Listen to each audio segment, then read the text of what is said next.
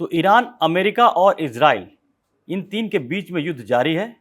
और आपको जैसे पता ही है कि लगातार हमले हो रहे हैं और जैसी जिस तरह से खबरें आ रही हैं उसके बाद जो तेहरान के ऊपर इजराइल का हमला बहुत तेज हो गया है।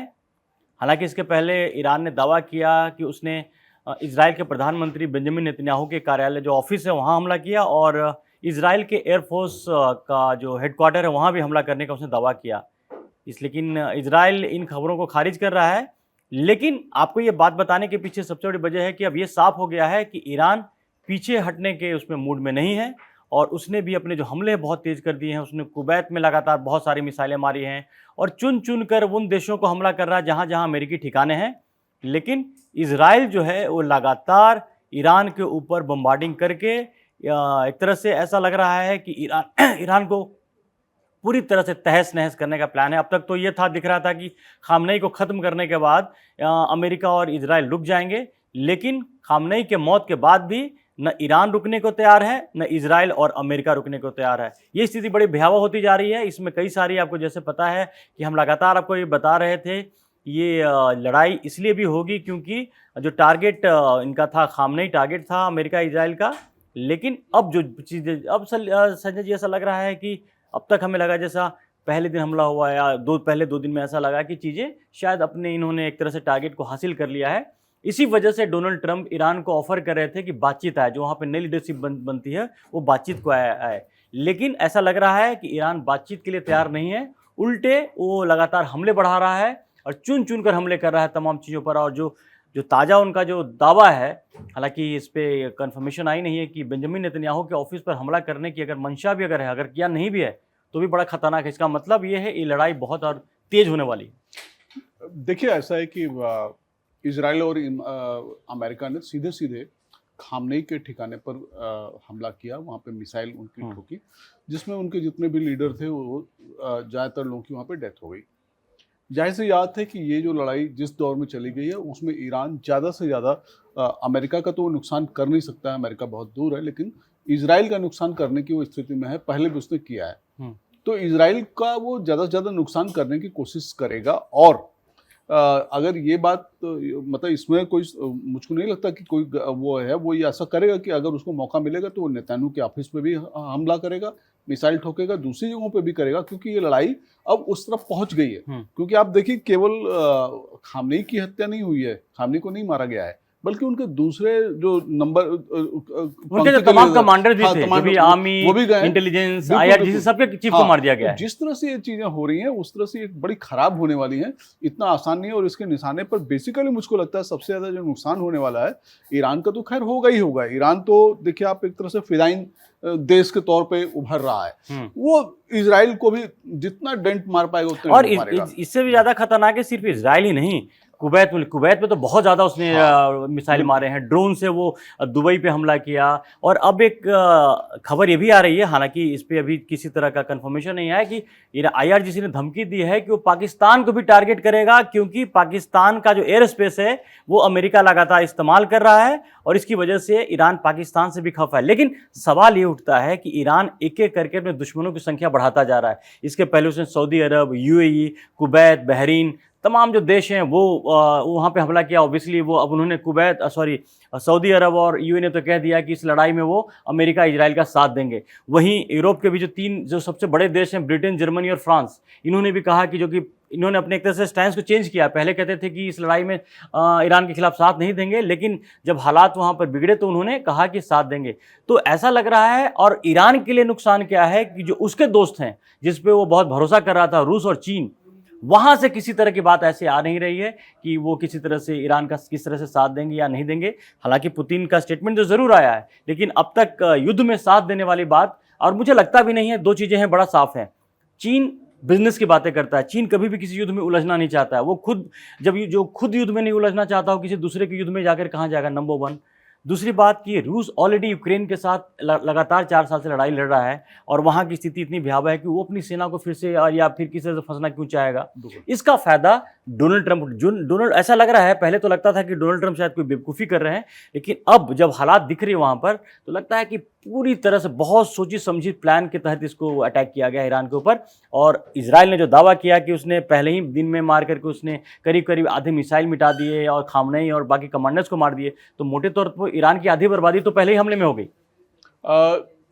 देखिए, ये दावे इस युद्ध के समय जो दावे होते हैं उन दावों में कुछ सच्चाई होती है और कुछ सच्चाई नहीं भी होती है। ये बात तो एकदम साफ है कि ईरान का जो एयर डिफेंस है वो कमजोर है। उनके पास कोई फाइटर जेट इस तरह के हैं नहीं। कल हम लोगों ने खबरों में देखा, टीवी पे देखा कि उनके 2 फाइटर जेट्स जो पुराने थे वो जैसे ही रनवे पे आए उसको तुरंत इजराइल ने मार दिया। तो इजराइल के पास ऐसी टेक्नोलॉजी है कि वो उनको पूरी तरह से उनकी टोह ले रहा है, हर तरफ टोह ले रहा है। लेकिन मुझको लगता है क्योंकि सारी की सारी मिसाइलें ईरान ने अपनी जमीन के नीचे रख रखी हैं और उसका पूरा सिस्टम ऐसा है कि वो जमीन के नीचे से ही वो सीलो टेक्नोलॉजी कहलाती है, जमीन के नीचे से ही वो मार करता है और वो लगातार इस तरह से मार होती है एक के बाद एक कि पता नहीं लगता ये कहाँ से आ रही हैं। और अभी भी ईरान का अगर देखिए ईरान हमलावर है तो आप इस बात को देखिए कि हमलावर होने का मतलब ये है कि उसके पास मिसाइलें भरपूर हैं, तैयारी उसने ड्रोन और मिसाइलों से कर रखी है। हाँ, लेकिन ये बात सही कि आप एक साथ अगर 8 देशों का फ्रंट खोलेंगे तो आपकी लड़ाई किधर जाएगी। हाँ, आपने पड़ोस में सबको दुश्मन बना लिया है। बिल्कुल, आपकी लड़ाई किधर जाएगी ये एक देखने वाली बात होगी। और एक चीज मैं और कहूंगा कि यूरोप ने बेशक कहा है कि वो इसमें साथ है, मुझको लगता है वो मुजबानी साथ जरूर हो सकते हैं नहीं, लेकिन जैसे अपने एयर स्पेस को इस्तेमाल करने देंगे, जो हमने बात की थी कि ब्रिटेन ने पहले मना किया था, वो सब तो वो सारी चीजें करेंगे। लेकिन इसमें सबसे बड़ा खतरा यही है जो यूरोप को भी समझ में आ रहा है, अमेरिका को भी समझ में आता होगा कि यूरोप और इजराइल के अलावा जिस दिन कोई और देश एक्टिवली इसमें आ जाएगा उस दिन कहीं ये जो है थर्ड वर्ल्ड वार जो कहते हैं उस तरह का सीन न बन जाए। हालांकि इसकी संभावना आशंका बहुत कम है। लेकिन देखिए इसमें डोनाल्ड ट्रंप ने बड़ी चालाकी ये की है कि अब देखिए इसमें जो ट्रंप के जो मेन कहते हैं ना कि इसमें पूरा खेल तेल का खेल है। अब इस तेल के खेल में क्या आ रहा है कि स्ट्रेट ऑफ हॉर्मुज जिसका 20% जो तेल की सप्लाई वहां से जो उसी रास्ते से होती है वो बंद है। और ये लड़ाई जितनी लंबी खींचेगी उसका सबसे ज्यादा नुकसान अगर किसी का होगा तो चीन को होगा, क्योंकि चीन ईरान से लगातार कच्चे तेल बहुत ज्यादा मंगा, उसमें उसकी डिपेंडेंसी बहुत रही है। करीब करीब अपने चीन के भी 70% जो जरूरत के जो तेल हैं वो बाहर से ही आयात ही करता है। उसमें ईरान का एक बहुत बड़ा सिग्निफिकेंट रोल था। उसके 50-20% जो ऑयल हैं ईरान से आते थे। अगर इस लड़ाई जितनी लंबी खींचेगी उससे उसको बहुत फर्क पड़ेगा, चीन को काफी नुकसान होगा। तो ऐसे में चीन भी नहीं चाहेगा कि ये लड़ाई ज्यादा लंबी खींचे, क्योंकि ऑलरेडी अमेरिका ने वेनेजुएला पे कब्जा करके एक तेल का बड़ा हिस्सा अपने कब्जे में एक तरह से ले लिया है। और ईरान दुनिया का तीसरा सबसे बड़ा तेल उत्पादक देश में है, उसकी गिनती आती है तीसरे नंबर पे। पहले नंबर पे वेनेजुएला, दूसरे नंबर पे सऊदी अरब और तीसरे नंबर पे ईरान। तो अगर ईरान कहीं ना कहीं पर अगर ईरान चोक होता है, ईरान से अगर ऑयल सप्लाई पे अगर फर्क पड़ता है तो इसका कहीं नुकसान इनको चीन को ज़्यादा उठाना पड़ेगा। ये बात डोनाल्ड ट्रंप बहुत अच्छी तरह समझते हैं, इसलिए चीन भी नहीं चाहेगा कि लड़ाई ज़्यादा लंबी खींचे। नहीं, ये देखिए ये बात सही है कि दुनिया में कोई नहीं चाहेगा कि लड़ाई लंबी खींचे, क्योंकि इसका अप्रत्यक्ष असर सभी पर पड़ना है। उसका असर चीन पर भी पड़ेगा, उसका असर रूस पे भी पड़ेगा, उसका असर भारत पे भी पड़ेगा, उसका असर ईरान के सारे पड़ोसी देश जो खाड़ी के देश हैं, सऊदी अरब हो चाहे संयुक्त अरब अमीरात हो चाहे दूसरे, उन सभी पर पड़ना है। इजराइल में पड़ेगा, अमेरिका पर पड़ेगा, सारी जगह पड़ेगा। यहाँ तक कि मैं आपको बता रहा हूँ कि वाशिंगटन टाइम्स की रिपोर्ट ये कर रही है कि पेंटागन में अधिकारी चिंतित हैं इस बात को लेकर के अगर ये युद्ध लंबा खिंचा तो फिर अमेरिका को भी दिक्कत हो सकती है। तो ये बात सही कि ये युद्ध लंबा खींचेगा तो दिक्कत सबको होगी, लेकिन अब यही देखने वाली बात होगी कि अमेरिका कौन सी रणनीति लेकर के यहाँ पर आया है, इजराइल की कौन सी रणनीति यहाँ पर है। इजराइल का तो देखिए खुला खेल है ईरान का कि वो अपने ड्रोन और मिसाइल से जितना वो इस समय अगल बगल हर तरफ मार कर पाएगा और इजराइल का लेकिन ये बहुत ज्यादा लंबा नहीं खींच सकता। ये अंधाधुंध जब तक वो कर सकता है तब तक कर सकता है। एक समय आने के बाद उसके पास वो भी चीजें एक तो खत्म भी होंगी, दूसरी ये है कि उस पर हमले और तेज हो जाएंगे। जैसा कि अभी हम जब आपसे बात कर रहे हैं तो इस बीच में खबर है कि इजराइल ने हमले और तेज कर दिए हैं। और इजराइल के पास एडवांटेज यह है कि वो तेहरान के ऊपर बड़े आराम से जाकर उसके जेट कहीं भी बम मार के आ जा रहे हैं, ईरान उसको रोकने में रोक नहीं सकता। ये सबसे बड़ी दिक्कत ये है। इसके अलावा अगर B-2 बॉम्बर, ये भी तैयारी बात आ रही है कि जो अमेरिका के B-2 बॉम्बर जो गहराई काफी जमीन के नीचे बहुत अंदर तक भी हमले कर सकता है, उसको लेकर भी अमेरिका तैयार कर रहा है। तो ऐसे में अगर ये जितना ईरान अग्रेसिव होगा उसका उतना ही ज्यादा उसको नुकसान भी होगा यहाँ पर करने के लिए। अब डोनाल्ड ट्रंप बातचीत का सिग्नल भेज रहे हैं वहां। और एक और खतरा है कि देखिए इजराइल का स्टाइल बड़ा डिफरेंट है। आपने देखा होगा किस तरह से हमास और लेबनान के जो लीडरशिप को कैसे खत्म किया। जो भी कोई उत्तराधिकारी बनता है उसको मार देते हैं, बहुत जल्दी मार देते हैं। तो अगर खामनेई का उत्तराधिकारी अगर उनका बेटा बनता है तो जाहिर तौर पर मोसाद और ईरान की नज़र उन पर भी होगी और उनकी जान पर खतरा और भी बढ़ जाएगा। देखिए ये बात सही हो सकता है, लेकिन ये आप कुल मिला के देखिए कि ये खेल कैसा है। आप खुलेआम दूसरे देश के राष्ट्राध्यक्ष जो भी बन रहा है उसको आप खत्म कर रहे हो। तो ये मतलब ये सीधी सी बात है, जिसकी लाठी उसकी भैंस। मोटे तौर पे यही हो रहा है, पूरी दुनिया में ही हो रहा है। जो जितना मजबूत है उतना ही अपनी मनमानी कर रहा है। और ये बात सही कि इस खेल में अभी ईरान कमजोर है, निश्चित रूप से कमजोर है। और इसमें जिस तरह से सारी की सारी चीजें हुई हैं वो बहुत अफसोसजनक है। और इसमें साफ दिख रहा है कि दुनिया एक जिस तरफ से जा रही है, इसके सिग्नल्स यही नहीं कि केवल ईरान तक रहेंगे।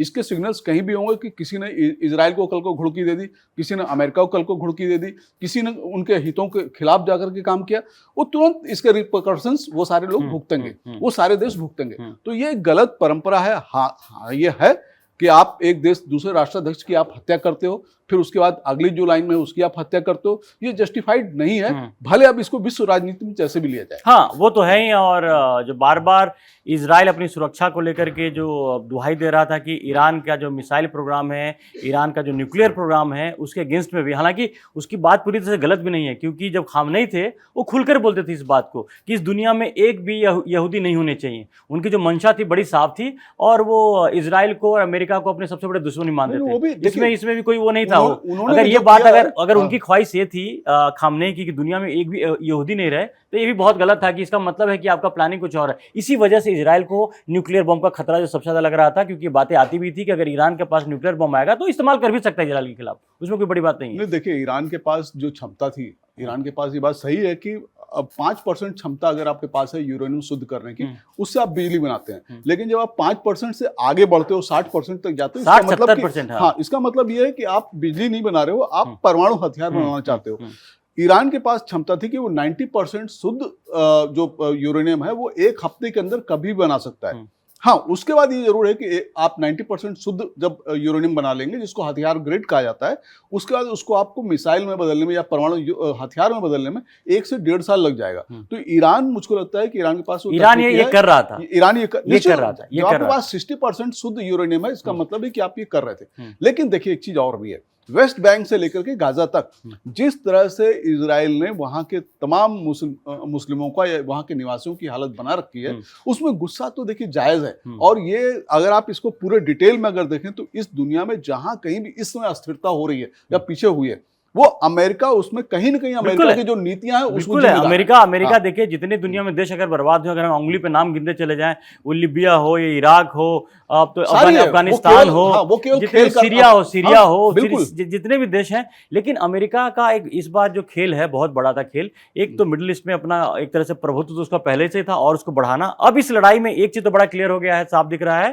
कि ईरान भी अगर इस से अलग थलग हो जाता है तो पूरे तेल मार्केट पे, एक रशिया ही है जो तेल मार्केट में वो नीचे उसके नंबर काफी नीचे आते हैं, टॉप 10 में खैर वो भी है, लेकिन नीचे आते हैं। लेकिन जितने भी सबसे जो लार्जेस्ट ऑयल प्रोड्यूसर जो होंगे वो सब एक तरह से अमेरिका के कब्जे में होंगे। इस तरह से पूरी दुनिया का जो तेल मार्केट है उस पर अमेरिका का दबदबा होगा। और डॉलर का भी जो नुकसान हो रहा था उसको करेक्ट करने में उसको फायदा होगा। मूल तौर पे देखिए तेल का खेल ज्यादा है, तेल का खेल ज्यादा है, तेल का खेल ज्यादा है और ये दिख रहा है। और जिस तरह से अभी जो ये लड़ाई चल रही है और जिस तरह से ईरान अभी भी सरेंडर करने के मूड में नहीं है, हालांकि उसके जो सुप्रीम लीडर और उसके तमाम टॉप कमांडर हैं वो मारे गए हैं, इसके बावजूद ईरान हिम्मत कर रहा है और लगातार हमले कर रहा है अमेरिकी ठिकानों पर, इजराइल के ऊपर।